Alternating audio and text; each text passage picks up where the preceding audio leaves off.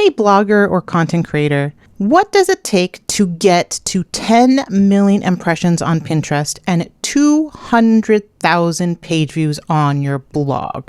And how much money can you really earn from that? And is it a viable way to make money? Well, my name is Elna from twinsmommy.com, and I'm going to share with you one of my niche sites that has reached this goal and tell you some strategies that I used as well as how much money it's making. And I will also share a new resource, a new ebook that I've written called the 100,000 Formula that I just want to let you know that I've recently updated it. So if you have already purchased this ebook, which thank you by the way, please go back and download it again because it's new information. I'm just going to show you. Once you log in and buy the book, just download it. It's the new version here. So the biggest thing that I added was user intent. I had a section on user intent already, but I added more to it. And I believe this new information presented it a little bit differently for you to really understand what I mean by it is, I believe, the cornerstone to the success that I'm having.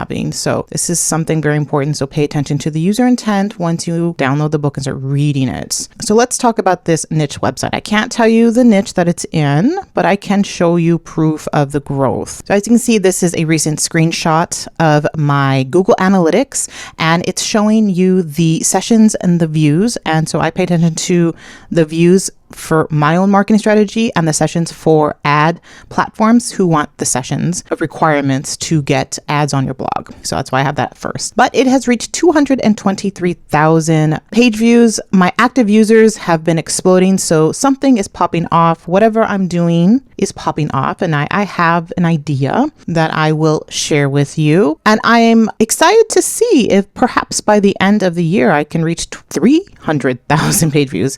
And just to let you know, this is the first time in my history of blogging that this has happened, which tells me that this is the perfect time. Since last year, it's still the perfect time to start multiple sites or start a new site and really grow this. If you can, have your established site, and if it's not doing well, start a brand new blog and use these tactics that I'm sharing with you in my videos, in my ebook, in my course. I will also share with you at the end of the video differences between the course and the ebook because I'm getting a lot of questions about that. While I can't share with you the niche, I can share with you the Pinterest analytics, so we can go to that next. So here is a screenshot of my Pinterest analytics, and it says that I have reached 10 million impressions and my outbound clicks is 140,000 and my total audience is 4.5 million.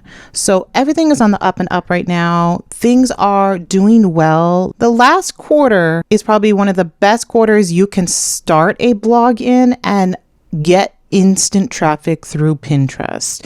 I am finding that it is the best time to start blogs. Now, I did recently start a blog in around March. I don't know if I'm going to actually start another site. My husband might, but I'm going to let him know that this is probably a good time to start and just capitalize on the Q4 traffic. And so if you haven't already, if you want to start a niche site, this is the time. So that's why I want to share this with you and get the ball rolling. What are some specific tactics that I feel that helped me gain 200,000 page views? And just to see in 1 year, this is how long this site has been. I started it last year in the summer. So it's been actually exactly 1 year since I've had this site, and it has grown to 200,000 page views using Pinterest. So I am only marketing on Pinterest. Okay. So in previous videos, and perhaps you already know that, there are tools to help you. I use 2 tools. So I use Pin Clicks and Pin Generator. These are 2 tools that have helped me gain massive amounts of traffic. But it's not just these 2 tools. If you have these 2 tools and you're still not seeing traffic growth, then perhaps these nuanced things can help you. All right. So one of the first things that I did when I started this blog was I focused on trending content. So with trending content, I didn't have pin clicks, so I just relied on trending content. And you can still use the trending content to guide you to finding the keywords on pin clicks as well if you want. But I just found trending content in that niche and I wrote about it, and it started to take off. All right. Like I said, a precursor to this is to start doing this around the 4th quarter. All right. So this is when I started the blog in late July, early August. This is the stuff I was already writing about. Okay. Trending content. So what could I do this year? So this year I focused on adding to that trending content and even angling it differently. So if last year I had a back to school lunch ideas, this year I might have bento box lunch ideas or something like that, because those are popular with kids. All right, so bento box lunch ideas. So I am adding to this content and I'm staying with that vein of school lunches. All right, so that's what I did. So I took a post that was popular last year and I just angled it differently. If we're doing something like home decor, let's say last year I did like the fall mantle ideas, then I'm going to this year focus on, there's different ways I can focus on a specific item for fall mantle. So wreaths, so fall mantle wreaths. I can focus on that to add to that. If my fall mantle content idea was very popular last fall, then I'm going to double down on it and add more to it this year. So that's what I did. And FYI, this isn't what I share in the ebook for user intent. It falls similar to it, but I'm not giving you that information because it is reserved for people who have bought my book. Okay. But this is exactly what I did without having pin clicks at the time. This year I did. So this year I was able to see, is this an actual keyword that's worth writing about? And let's pretend that it is, because I'm not going to check on it right now. That's what I did. The other thing that I've been doing lately that I may have not touched about in my videos or even in my courses and stuff, maybe in the pin and win I did mention this, but is the content length. For many years, I was writing like at least 2,000 words, like that's the base. But I'm finding with this strategy that I don't need to write more than 1,000 words, basically. I can even write 800 words and that does well. Now you need to be careful, because if you are not already in a ad platform like a Zoic or Journey by Mediavine or whatever, they do want quality. And so they often feel that 1,000 words is thin content. So you need to play around with that and understand, like I said, the user intent and what they want. A lot of these pinners just want the ideas, so you don't need content, but that might mean writing about the 40 ideas and then having 20 ideas with no words. Like, because there is the value, you've reached the content threshold for your ad platform kind of thing. But I'm already in these ad platforms, so I'm writing about 1,000 words and it hasn't hurt me at all. Now, I'm not to say that I wouldn't write a 2,000 word blog post. It just so happens that it falls around 1,000 words. Okay. So like I said, this is what has worked for this particular site. A question that often comes up in blogging communities is the idea of, let's say you go to Google Analytics and you see that there's posts that are popping off, up arrow, up 300% in Google Analytics. You can see a little tally of all your latest blog posts and see which ones are doing good. Let's say one of them is taking off. Now the question becomes, do I write a similar post, or do I just create different pins for that post that's taking off? What I suggest is you can do both, because that's what I did. I looked at my Google Analytics to see the uptick of posts. Then I wrote an angled idea post on that and created new pins for old post. Okay.